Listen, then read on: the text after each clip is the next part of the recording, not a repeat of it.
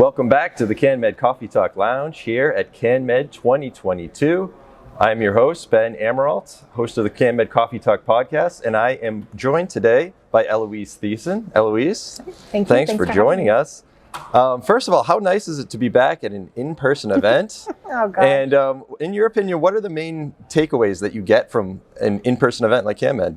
Well, it's great to be back. It's so good to see people and reconnect. My favorite part is getting to actually have in-person conversations. You know, there's something missing in that virtual Zoom world. Sometimes you just can't connect with people the same way you can in person. So lots of opportunities to ask questions too, and talk about our experiences in a way that you don't get to on Zoom. Right. And, you know, it's important to bring that up because we do make the presentations available on our YouTube channel and in our archive, which is a great resource. But you're right. It's those networking opportunities, those conversations in between the talks that you get the real value. Yeah. And of course, the hugs. Yeah, hugs are nice. Are there any presentations at this year's event in particular that you're interested or looking forward to? Oh, absolutely. I'm definitely looking forward to hearing from Dr. Ethan Russo. I'm looking forward to hearing from Dr. Bonnie Goldstein as well. I always love hearing Dr. Dustin Sulak because you get a lot of that clinical implications and how they practice real world, real life experience with patients that you just get to take away great nuggets. Yeah, and they're a big part of our practicum, as are you. Yes. And I was in there a little bit earlier, and I saw during your welcome that you asked how many people in the audience this was their first experience doing medical cannabis training, and there were a lot of hands that went up. I would say about 2/3. Yeah, so that's really promising. It is. Because we need more trained physicians and nurses and nurse practitioners out there too. Absolutely, yeah. Very important that your healthcare team starts to understand the value, the risks, the benefits of cannabis, because as we know, our patients are using it. There's no turning back. Train has left the station. Absolutely. And about that, so your presentation, in addition to your time on the practicum, in addition to your being a panelist on a panel, it's all about managing Alzheimer's and dementia symptoms with cannabis. First, I was wondering, can you speak to how common these symptoms are, especially in assisted living communities, and what makes them so difficult to manage? Oh, yeah. I mean, the neuropsychiatric symptoms that we see in dementia happens in the later stages of dementia. So, you know, early diagnosis, you may just start to notice memory loss, but these symptoms of agitation, anxiety, aggression really start to come as their memories become even, more void. So that point, they're usually not even recognizing their loved ones or their family members. So you can tell that they're just this constant state of anxiety. It's actually quite heartbreaking to see. And we don't have any FDA-approved medications to manage these symptoms. So people are either using off-label medications or they're looking to, try something sort of outside of the box, like cannabis. Right, and I saw that in your abstract as well, where you said that there are no FDA-approved medications. Well, that's surprising, given how prevalent it is, and why is that the case? I wish I knew. I mean, it's, for me, what is really interesting is to see that the medications that we do use, like antipsychotics, have this black box warning, which means there's a higher risk of death associated with use in dementia patients. So even what we are trying to use feels like the risk is way bigger than any benefit. I think that more research probably goes into trying to figure out how to prevent or slow down the cognitive decline associated with dementia, but not into the actual managing of the behaviors. Interesting. Okay, and I guess that's a good segue. Is there an opportunity or is there potential to use cannabis as a preventative medication? There's definitely some preclinical data to suggest that it's a neuroprotectant. Of course, it reduces inflammation. There was a small study looking at it preventing the beta amyloid plaque buildup, although there's some debate now whether or not beta amyloid plaques are actually contributing to Alzheimer's disease specifically.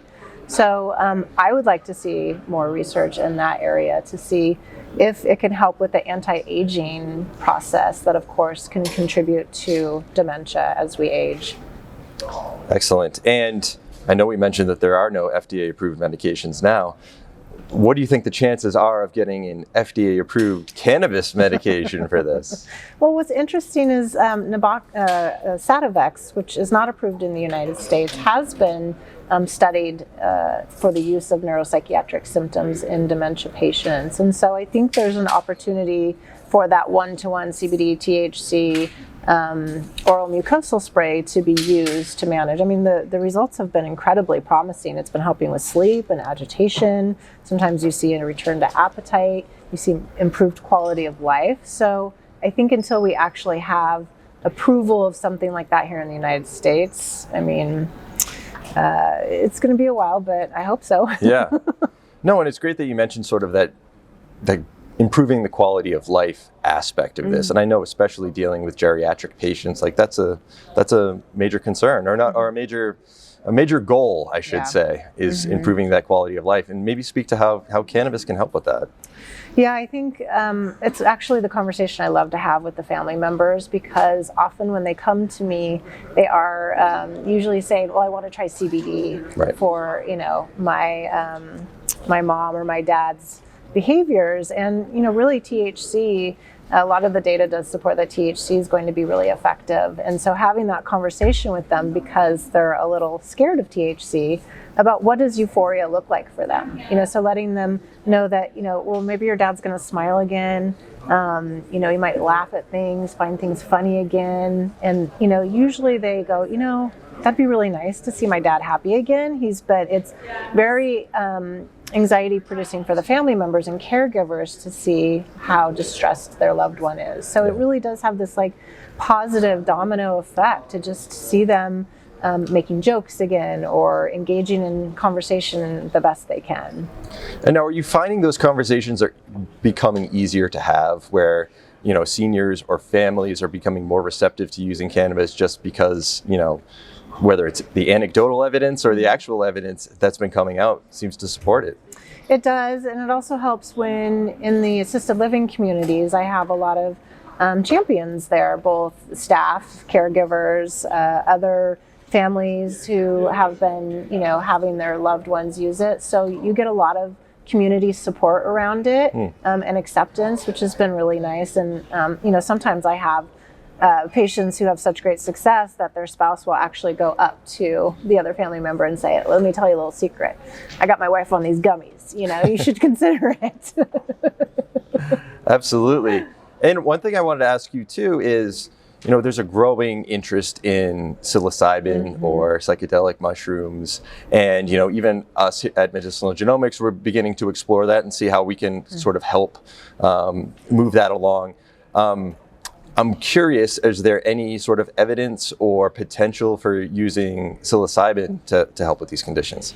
Yeah, I mean, specifically in the neuropsychiatric symptoms, no, but I think there's great opportunity there. It's, with looking at, palliative care, when people are diagnosed with a terminal illness, but maybe they're going to live for years, like with dementia and Alzheimer's disease, I think we really have a missed opportunity of how do we help these people still enjoy life? Where's the pleasure for them, whether that's with, psychedelics and psilocybin or cannabinoids and euphoria, listening to music again, having those pleasurable moments. I think there's great opportunity, and we know that we're seeing psilocybin helpful for things like mental health challenges and pain. So I know there's room for it. People want to feel good, right? Yeah, there's nothing wrong with it at all. Absolutely. Okay, so in wrapping up here, I did want to get your thoughts that, given that so much of the research that's being done into medical cannabis is being done by private companies in a lot of ways, just because of the, the realities of prohibition, how important is it for those companies to come to events like CannMed and share those insights so that, the whole community can kind of benefit from that and we can help these patients? Oh yeah, I think it's essential. I mean, we need to be listening to each other in terms of what everybody's doing, and again, figuring out how do we come together as a community to really help these patients. There's different unique perspectives that people have that you may not really, again, understand unless you're coming to these events, networking, having an opportunity to ask these questions that, you know, maybe you didn't even think of until you're in the moment with those people. And so I would really love to see the industry come together more. Absolutely. Yeah, and it's great you mentioned that the different perspectives, and that's one of the things we like to focus on at CannMed. We have the wonderful healthcare providers like you and Bonnie and Dustin, but then we bring in the cultivators and the lab safety testing and everybody. So there's so much to learn when it comes to cannabis. I can see why it's intimidating for some healthcare professionals, because I never understood the value of you know, learning more about botany, but that has been eye-opening for me as a clinician, and the lab testing and the cultivation, all of that. I couldn't do what I do unless I understood all of those components. Excellent. We couldn't do what we do without people like you, so thank you very much. My pleasure. Thank you for joining us, and thank you to our sponsors, Medicine Women Health and the Hemp Coffee Exchange, for sponsoring this great CannMed Coffee Talk Lounge, and we'll be back with more.